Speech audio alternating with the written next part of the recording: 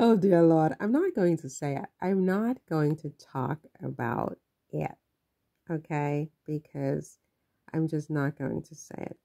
And I don't think there are any lizards in Paris. There are no lizards in Paris, right? Lizards are, more sort of. Are there lizards in England?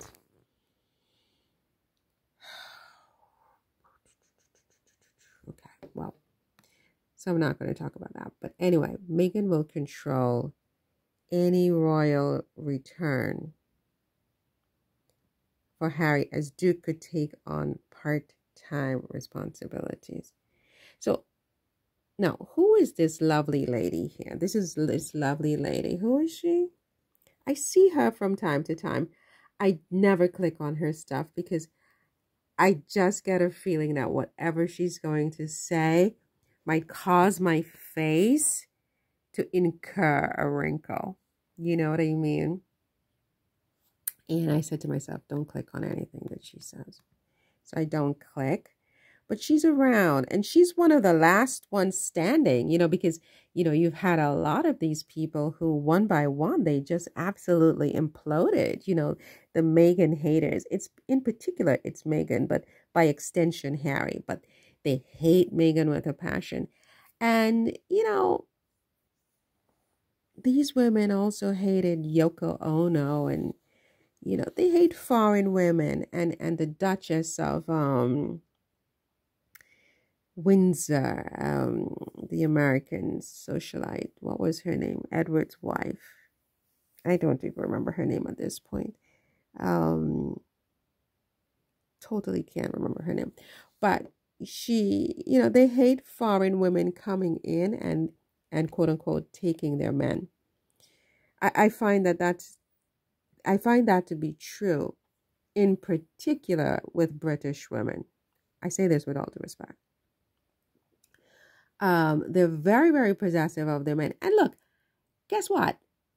I don't hold it against them, actually. They love their men, and they're very, very possessive of their men. And any foreign woman, I have read articles where not they, but a British author in one of those magazines, whether it was Tatler or one of those, the things she was saying about Russian women and sort of Eastern European women in England, I was stunned, honestly.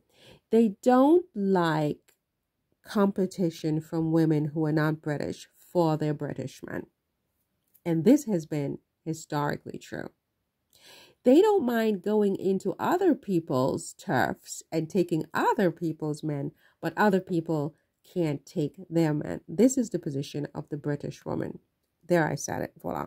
Okay, I said it. Now I've lost all my possible British female, viewers and whatever. And it's okay, right? It's okay, because the truth has to be said. I was never good at being a hypocrite, and I can't start now. As I get older, it gets worse and worse. Like, I see it, right?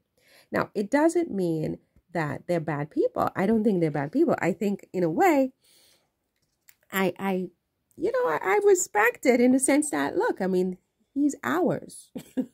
Get out. Go get your own man, right? Go to your own country and get your own man. This is their position. They're very vicious when it comes to their men. British women are very, very vicious when it comes to their men marrying out. And the Duke of Sussex was the ultimate. It was the ultimate. You don't get any. Only William would have been on top of Harry in this regard. Imagine if William had chosen a foreigner, and then, all of the other characteristics that Meghan has, not just the fact that she's foreign, but my God, all of it. The monarchy probably wouldn't exist today. It would not have lasted 5 years. They would have gone nuts, because it is like a scorn. You scorned us, and we are the very best there is, to bring this in here on top of us, to rule over us. Are you crazy, right? So there's that. But at the same time, there's some hypocrisy, because so many British women go abroad and Nobody does that to them. No one treats them that way. They come in, they take over, and it's like, oh, you thank them for taking over and taking your man, actually. So, the nerve. But anyway, so here's this, and I was not calling her a lizard. I was not calling her a lizard. I'm just, I just happened to be thinking about lizards when I clicked on the channel. But so she has not let up on Meghan. So you know that she's not going to, there will be a reckoning for her as well. I mean, if Piers Morgan was reckoned with, that now he's a YouTuber, and not just a YouTuber, but a YouTuber who apparently is having a little bit of a difficulty with the transition. I'm just saying, I don't know yet. I haven't been to his YouTube channel. I don't know what his traffic is like, but it doesn't sound like YouTubing is going all that well. And he apparently has a huge staff, and he's not getting the viewership and the revenues to pay all these people. He's probably going to have to lay people off, unless he can get a new gig on Fox or something. But so anyway, so this woman here, I think her name is Angela Levin. It says Meghan Markle will control any royal return for Harry. I mean, where is she getting her news? Who has she spoken to in Meghan's court, in Meghan's house, on Meghan's team, that she's saying that Meghan will control Harry? She will be in charge of the Duke. I think this woman perhaps is in charge of her husband or her man or whatever she does, however she swings, right? So she thinks everybody is like her. Because why is she saying this stuff about Meghan?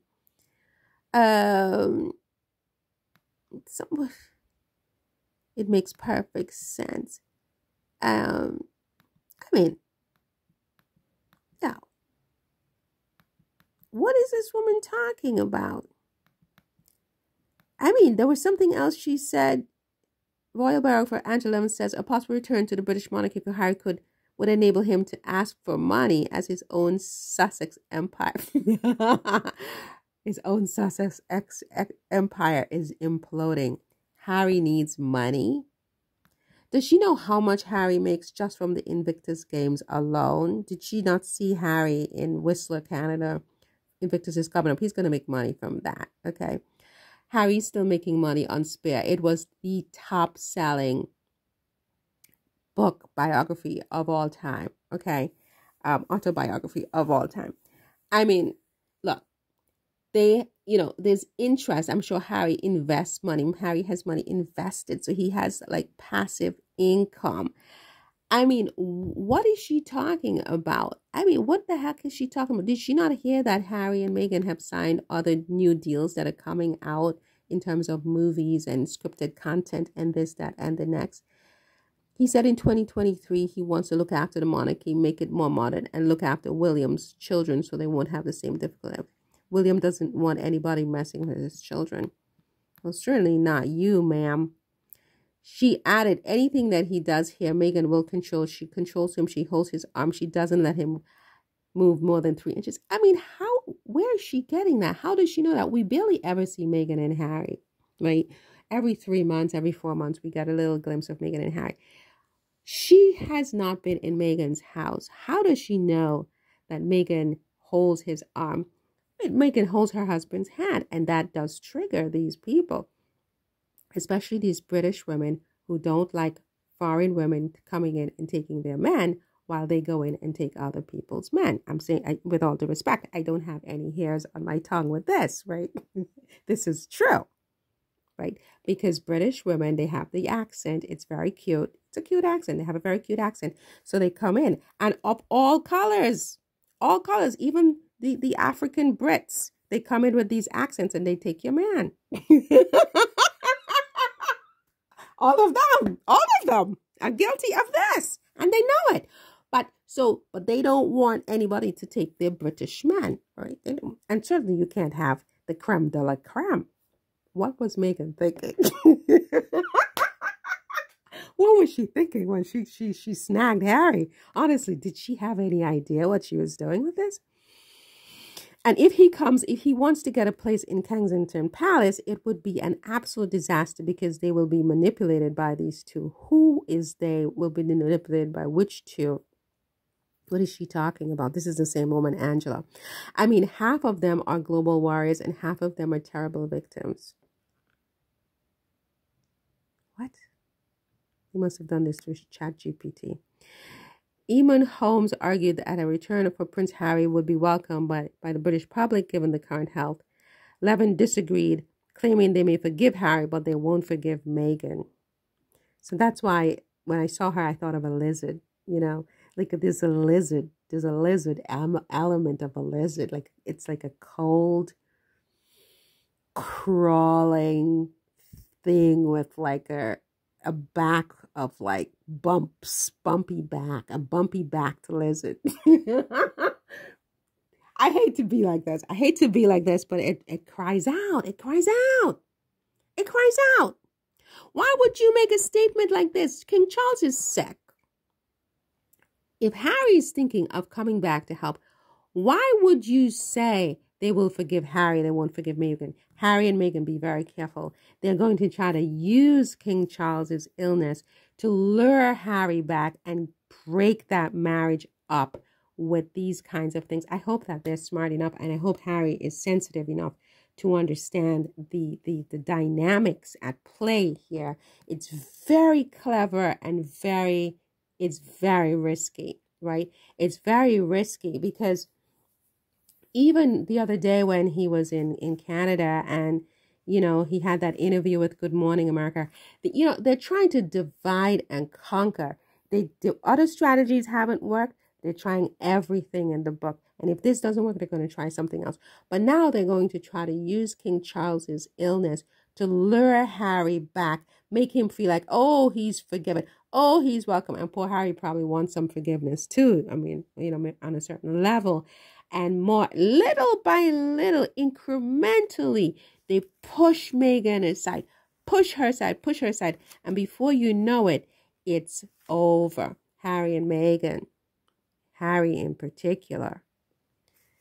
Be careful. Be careful. Don't get involved. If you can't do this as a couple, as a marriage, as a family unit, the four of you move together with this.